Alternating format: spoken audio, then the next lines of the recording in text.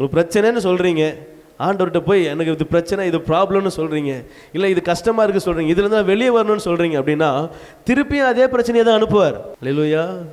என்ன ஆண்டவரே இதுலேருந்து வெளியே வரணுங்கிற திருப்பியும் அதையே கொண்டு வந்து நிப்பாட்டுறீங்கன்னா, அதுலேருந்து வெளியே வரணுன்றதுக்காக தான் அதையே கொண்டு வந்து நிப்பாட்டுறேன். நீ என்ன செய்யணும்? என்கிட்ட கிருபை கேட்டல, கிருபையை கொடுத்துட்டேன். இப்போ என்ன செய்? நான் இது வரைக்கும் நீங்கள் கேள்விப்படாமல் இருந்திருக்கலாம், நிறைய வாட்டி கேள்விப்பட்டிருப்பீங்க, கேள்விப்படாமல் இருக்கலாம். இப்போ கேள்விப்படுறீங்கல்ல, பிரச்சனை வரக்கூடாதுன்னு ஜெபம் பண்ணீங்கன்னா பிரச்சனை வரும். அந்த பிரச்சனையை நீங்கள் என்ன செய்யணும்? சகிக்க வேண்டும். அல்லேலூயா. கோபம் படக்கூடாதுன்னு சொன்னீங்கன்னா கோபப்படுறதுக்கு கொண்டு ஆளை நேராக கொண்டு வந்து நிப்பாட்டுவார்.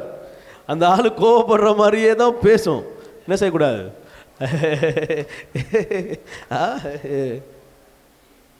அப்படியே சிரிச்சு விட்டிங்கன்னா முடிஞ்சிச்சு.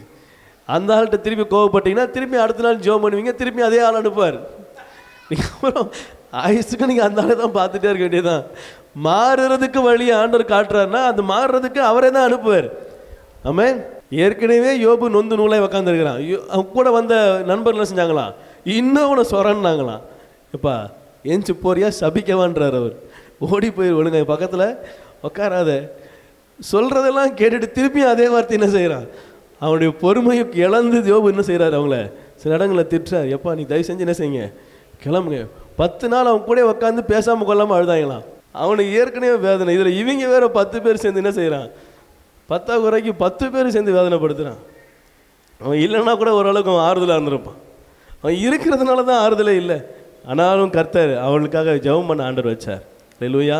அவளுக்காக விண்ணப்பம் பண்ணுகிறார்.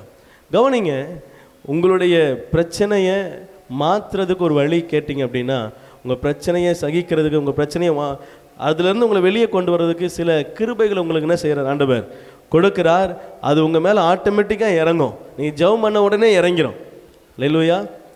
நீங்கள் அந்த கிருபையை உங்களிடத்தில் ஆப்ரேட் பண்ணுறதுக்கு கொஞ்சம் காத்திருக்கணும். அந்த சோதனை வரும் பொழுது அதே சோதனையில் நீங்கள் என்ன செய்யணும்? ஜெயிக்கணும். அல்லேலூயா. ஒரு வாட்டி தோக்குறீங்களா, அடுத்த வாட்டி என்ன செய்யணும்? ஜெயிக்கணும். ஒரு வாட்டி ஜெயிச்சிட்டிங்கன்னா அடுத்து என்ன செஞ்சிருவீங்க? ஜெயிக்க ஆரம்பிச்சிருவீங்க. அல்லேலூயா.